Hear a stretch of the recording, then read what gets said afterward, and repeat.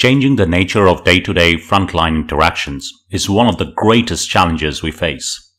Promise demonstrates how a collaborative pair can redress the power balance between patients and professionals and produce results that speak for themselves. Force is incompatible with a vision of recovery. Even if it's in the patient's best interest, coercion disempowers people and perpetuates them and us.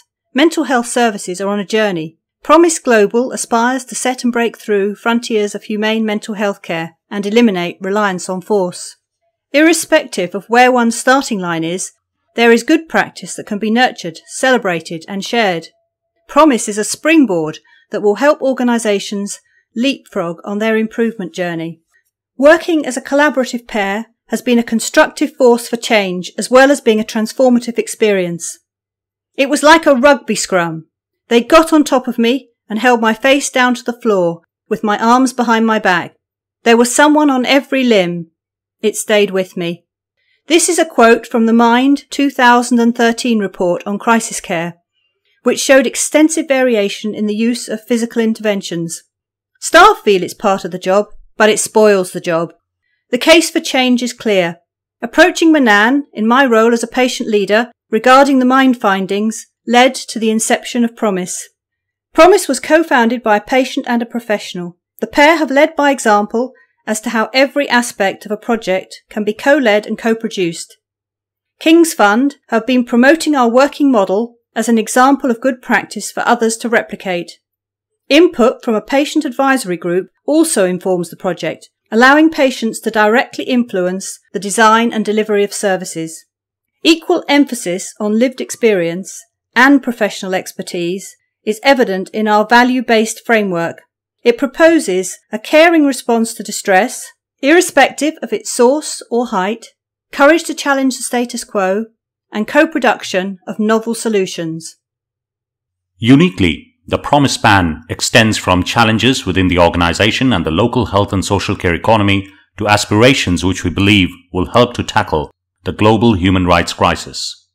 Quantitative and qualitative research, along with empowering staff to make the small changes that make a big difference, have paid rich dividends. Working with local partners, the learnings are being drawn up into replicable frameworks and are disseminated through the global knowledge network through innovative approaches like Project 52. We carried out a systematic review of restraint reduction programs across the globe. This led to an emphasis on incident reporting and quantitative service evaluation, and many data quality issues were resolved. Measuring patient experience quickly became a priority. Qualitative research into positive and proactive care further enhanced our understanding of issues related to restraint. On the Promise journey, we have realised that there are many missed opportunities in the lead-up to incidents. Physical intervention is the visible tip of an iceberg, but if patient experience can be enhanced, one starts to address the antecedents. In 2014 to 2015, we listed over 200 bottom-up initiatives, which are being categorised according to the concept of the space they transform. Space Programme is the Promise Innovation Bank. It is a portfolio of ideas, implements and initiatives that has made a difference to care delivery at the front line. These include simple changes, such as waking someone with a cup of tea in bed, rather than giving them a shake, and telling them to get their medication. The No Audit is a reflective space example. Staff came up with the idea of the No Audit. From time to time, they have to say no to patients, which can cause great distress. However, each occasion provides an opportunity to reflect. With a non-judgmental stance, staff are encouraged to think whether they could have said yes, and if not, whether they could have met the patient halfway. If they had to say no, did they say it in the nicest possible way and offer an explanation? This leads to a culture of first say yes. Open door is a shared space example. Patients who have an open door are usually those who have not engaged with the crisis team but who value time on the ward. The patient can request a 2-night admission, which they don't need to justify, and the only condition is that they must not have self-harmed in the previous 48 hours. This proactive approach promotes shared responsibility and reduces the scenario where patients repeatedly present at A&E with self-harm. We have trained over 100 staff in sensory approaches.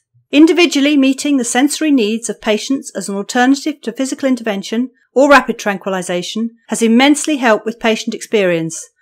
Sensory rooms and sensory gardens add to the healing environment on the ward. The initial focus was on the inpatient settings, but to truly eliminate reliance on force, patients need to receive the right support at the right time so that they do not get so unwell that coercive strategies have to be resorted to. If 90% of the journey is in the community, that's where most of the opportunities to intervene early lie. Within Cambridgeshire, funding pressures has resulted in gaps in service provision. On 9th October 2015, providers across health and social care, statutory and third sector, primary and secondary care, commissioners and providers all signed the Promise Charter to work together to plug the gaps. Groundwork prior to the signing has resulted in developments like primary care service for mental health, recovery coaches, consultant telephone clinics, rapid re-access, and first response service under the Vanguard scheme.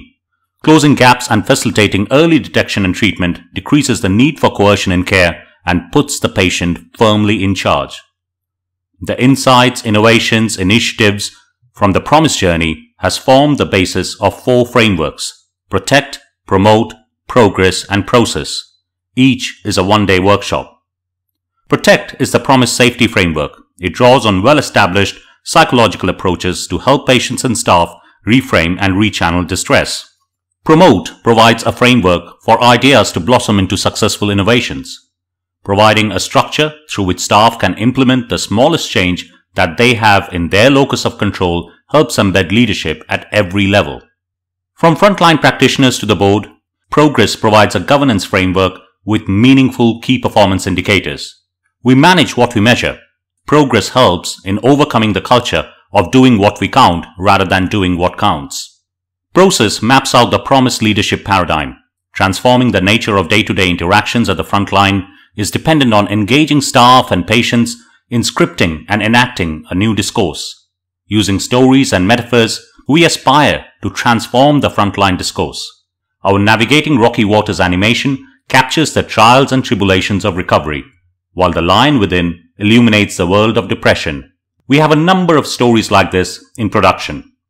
So, what has been the impact? Compared to 2014, we have noted a 40% reduction in restraints, with prone restraints happening primarily when the patient puts themselves in the face-down position.